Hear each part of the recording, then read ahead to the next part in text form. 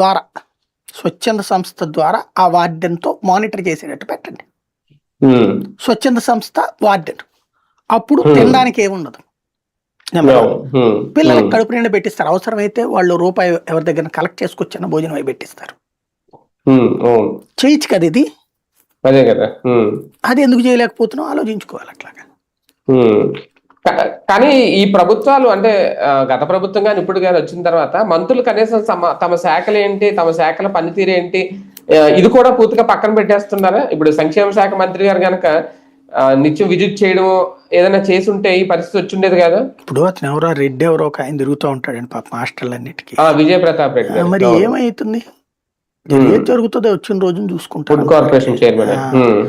Basic గా food corporation ఎందుకు ఉందండి? అది చూసుకోవచ్చు కదా, అందరి మెంబర్లు ఉన్నారు, ఒక్కడే కాదుగా, అందరూ తిరగట్లేదు.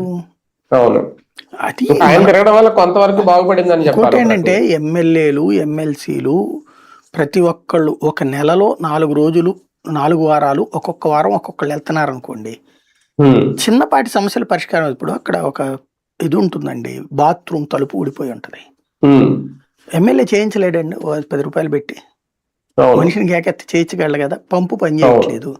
రూల్ ప్రకారం అయితే ఆ కంప్లైంట్ పైకి పంపించి బోర్డు అంత సావాలి, చేయలేరు అవి. లేదు